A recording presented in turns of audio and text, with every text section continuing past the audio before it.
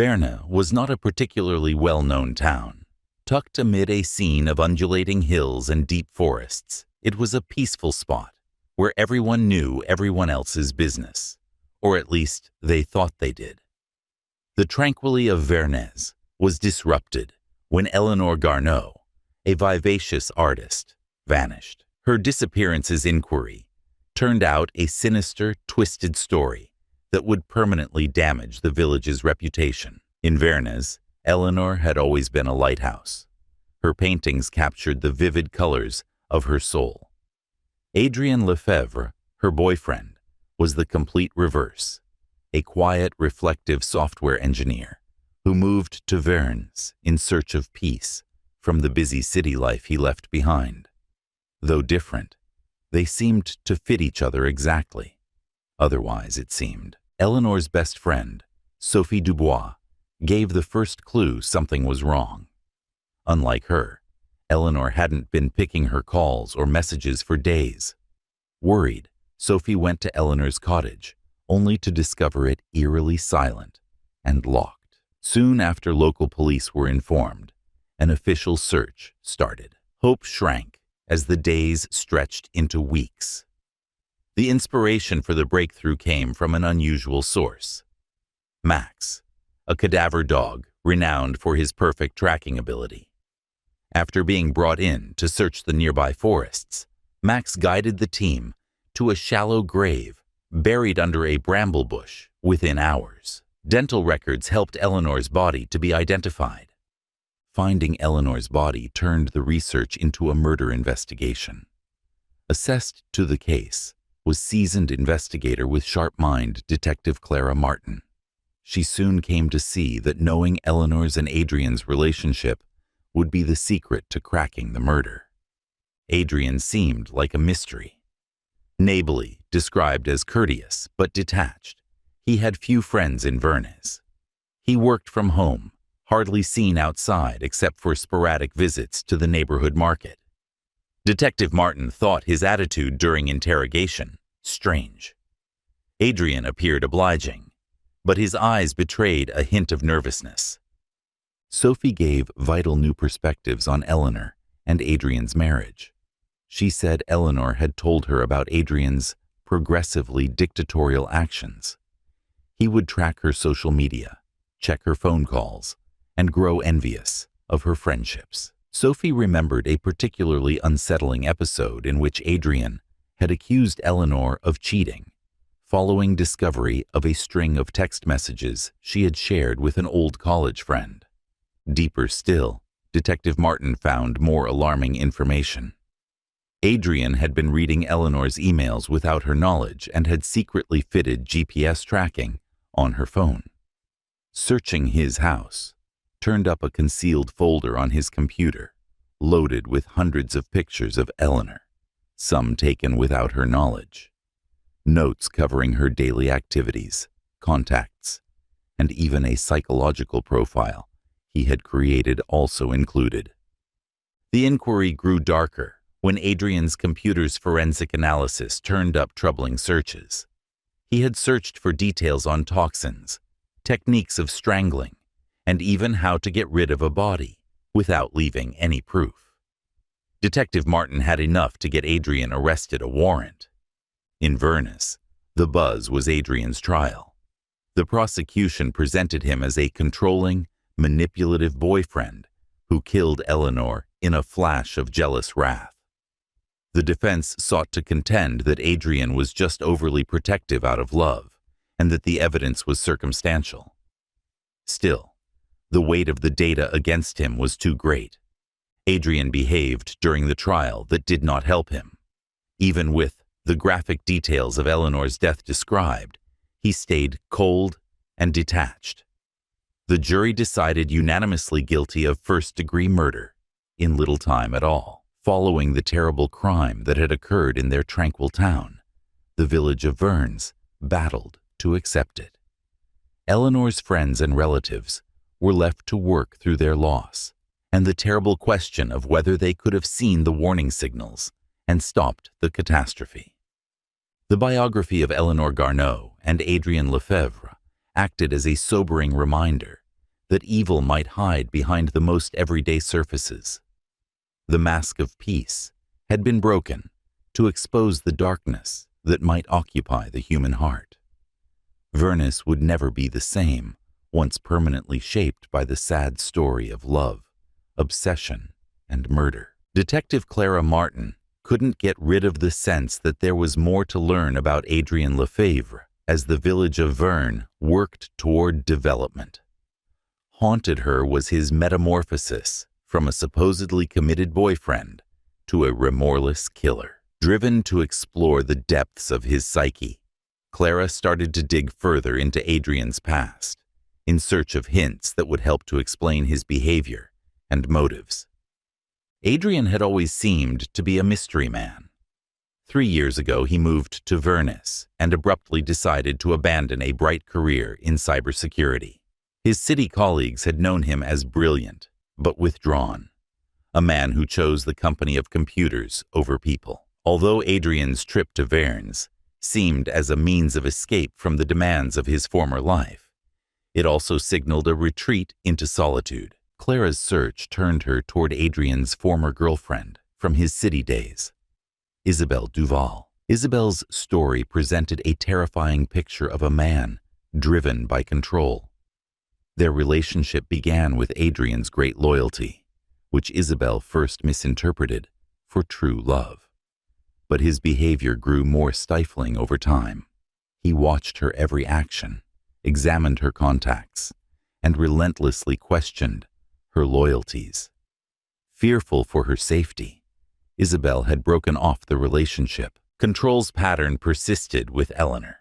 The disclosures of Sophie Dubois on Eleanor's mounting anxiety and retreat now took a darker view. Eleanor had told Sophie about Adrien's possessive tendencies, sharing stories of times he would insist on accompanying her to social events and demand her whereabouts.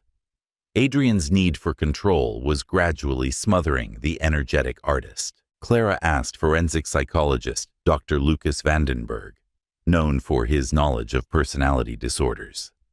Examining Adrien's case, Dr. Vandenberg found features of obsessive-compulsive behavior mixed with narcissistic personality disorder.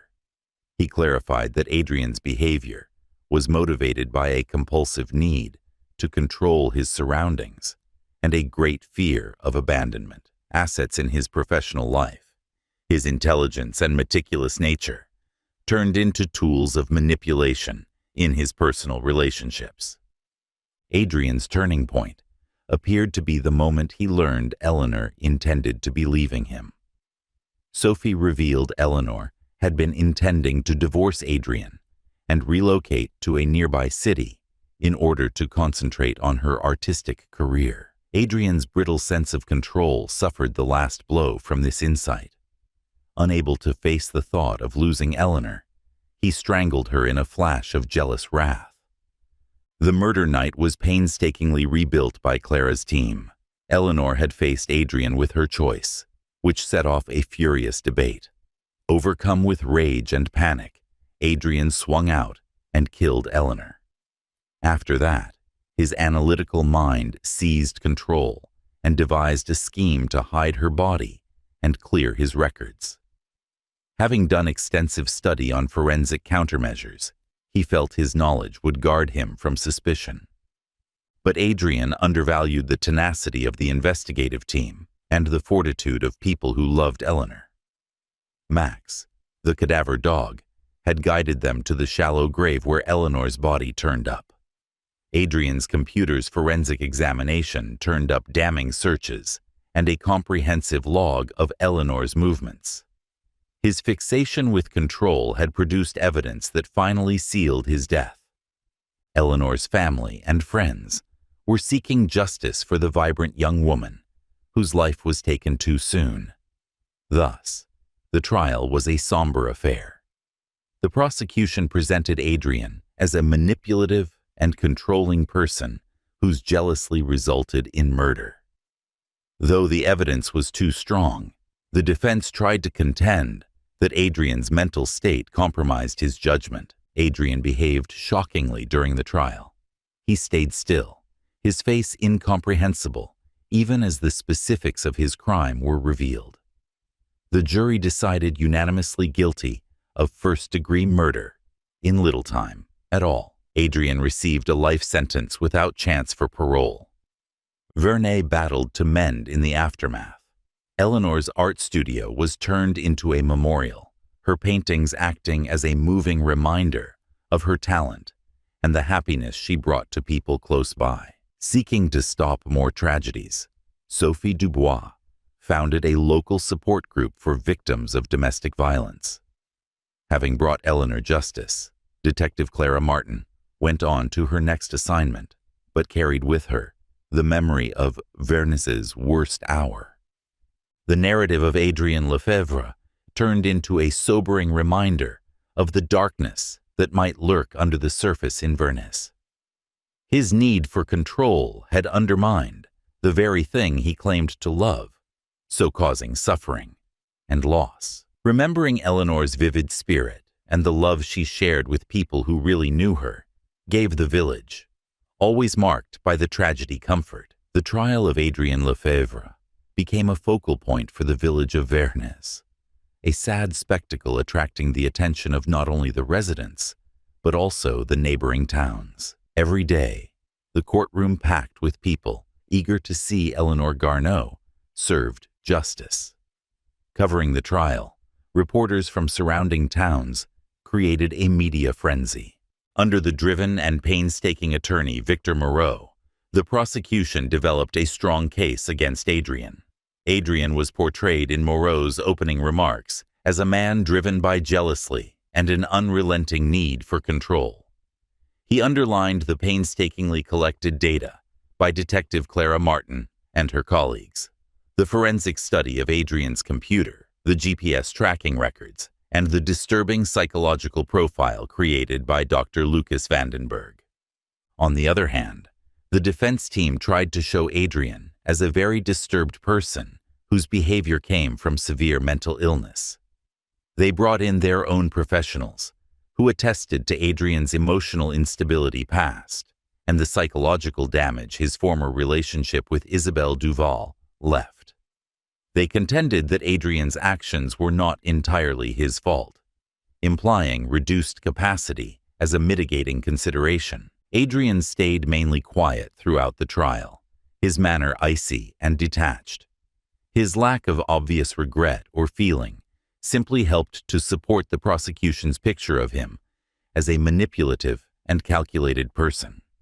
His testimony, when he stood out, was full of jumbled defenses and attempts to justify his behavior, so distancing the jury. Heart-wrenching testimony from Eleanor's family and friends helped to vividly depict the lively and loving woman whose life was tragically cut short. Particularly Sophie Dubois made a strong argument on Eleanor's anxiety and hopelessness in the months before her death. Her comments really connected with the courtroom audience and the jury, stressing the terrible effect of Adrien's actions. Following weeks of evidence presentation and testimony, the jury was charged with rendering an opinion. After less than a day of discussion, they all agreed that Adrien Lefevre committed first-degree murder. Relief mixed with grief erupted in the courtroom. Tears running down their faces, Eleanor's family embraced. Adrien stayed stoic as the truth of his fate sank in. The community approved of Adrien's life sentence without the chance of parole, which the judge decided upon. The way the trial was covered by the media guaranteed Adrien's name would come to be associated with obsession and betrayal. His narrative was a sobering reminder of the possibility for darkness inside the human heart and the need of awareness in relationships. Vernez started the slow healing process in the months after the trial. Now a memorial, Eleanor's art studio turned into a place of comfort and remembering. Her vibrant and energetic paintings were evidence of her ongoing vitality. In honor of her inventiveness and the good influence she had on people around her, the community organized an annual art festival. Channeling her loss into action, Sophie Dubois started a local support group for domestic violence victims. With an eye toward preventing tragedies like Eleanor's in the future, the group offered a safe place for people to share their experiences and get help. Sophie's efforts raised community awareness and promoted vigilance and support, among other things. Detective Clara Martin stayed a figure of respect and thanks in Vernez, even as she progressed to other cases. Her tenacity and will to find the truth had brought Eleanor justice and comfort for her loved ones. Driven by the conviction that every victim deserved a voice and every offender should be held responsible, Clara carried on her work with fresh enthusiasm. Now serving his life sentence, Adrien Lefevre disappeared from view inside the jail system. His narrative turned into a sobering reminder of the terrible effects of unbridled jealousy and the need of moderation. Those who might find themselves on a similar road were powerfully warned by his acts. Ultimately, the village of Vernez discovered a means of honoring Eleanor's memory and forward-looking. Though sad, her story turned into a symbol of resiliency and a driver for change. Even as Eleanor's life and death were carried forward, the love and support of the community guaranteed that her lively spirit would never be lost. Years went by, and the narrative of Eleanor Garneau and Adrien Lefevre woven itself into Vernez's past. Growing in Eleanor's honor, the annual art festival drew people from all around who came to honor community and creativity. Eleanor's artwork continued her legacy. Those who attended found inspiration in her story. Growing in scope, the support group started by Sophie Dubois gave victims of domestic violence all around tools and help. Speaking at events, working with law enforcement to enhance response plans for such situations, and advocating domestic violence awareness, Sophie grew to be a well-known activist. For many people caught in abusive relationships, her relentless efforts gave hope and saved many lives. As Detective Clara Martin stayed on difficult cases, her career took off. Her performance on the Eleanor Garneau inquiry won her respect for her exacting technique and relentless pursuit of justice. Using the memory of the case to drive her dedication to crime solving and victim family closure, Clara frequently considered Eleanor. Now mostly forgotten in the annals of Vernez's history, Adrien Lefevre spent his days in prison, considering his deeds. Once defined by his cold, merciless attitude, he now was a man troubled by his own decisions. Separated from the outside world, Adrien suffered the results of his obsession and control. His life was a far cry from the vivid one he had taken away. Though their loss permanently changed Eleanor's family, they found means of honoring her memory. Her parents set up a scholarship for budding artists to make sure Eleanor's love of creativity would motivate next generations. Per honoring her ongoing impact, her brother, a musician, wrote a piece for her and performs it annually at the art festival. Despite the trauma, the village of Vernez came out stronger and more bonded. Because of the awareness and support Eleanor's story taught, Vernez is a model community for tackling domestic violence and advancing mental health. Together, its citizens transformed a place of grief into one of resilience and hope. The life Eleanor Garneau touched and the transformations she encouraged still reflected her vivid energy. Her work, her narrative, and her legacy turned into a lighthouse, pointing others toward a time when love and innovation might blossom free from constraint and anxiety. Always marked by her presence, the village of Vernez found comfort in the knowledge that even in tragedy, there could be hope and healing.